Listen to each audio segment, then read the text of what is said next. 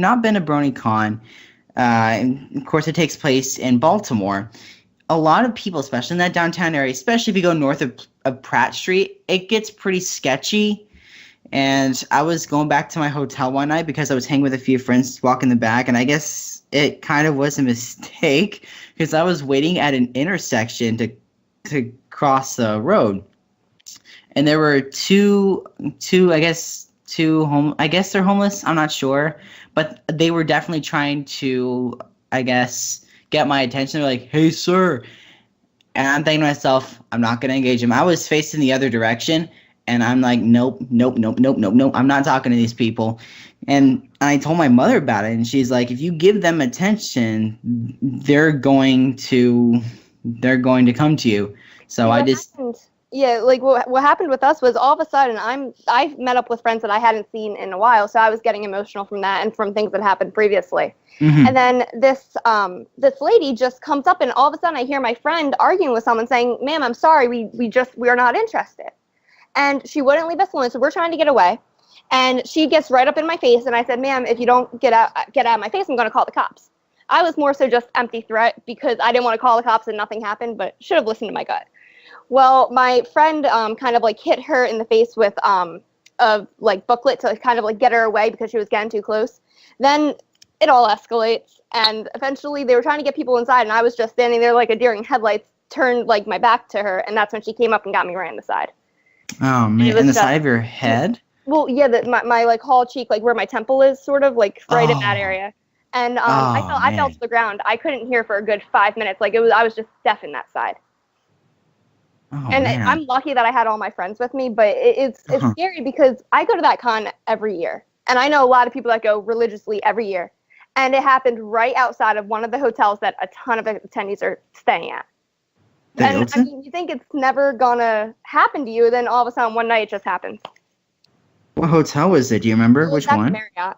Oh, the Marriott. Okay. Yeah. So it's like right near the convention center. We're right across the street. Okay. Yeah, I stayed in the Renaissance, which was on Pratt Street. It was just right across the street. It was just down a couple blocks. I think a little bit eastbound. See, I was staying at the Hilton because I'm a Diamond sponsor, but we were meeting up with friends. So. Okay.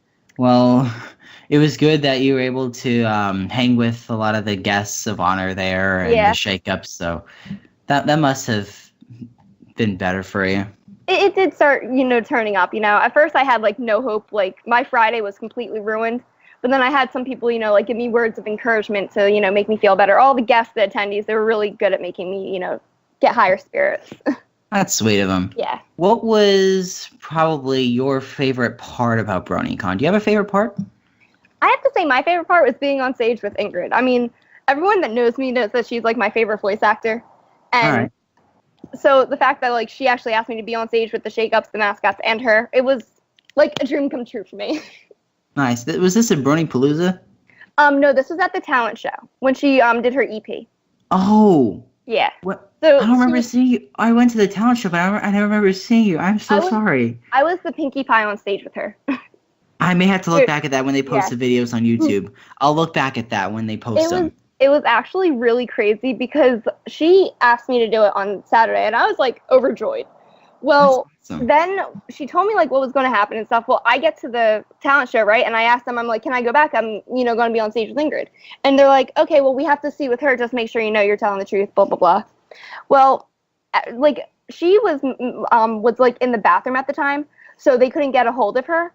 And they wouldn't let me back there. So they literally were able to get me back there 1 second before she went on stage. She came out of the bathroom, said, hello, how are you? Walked on stage.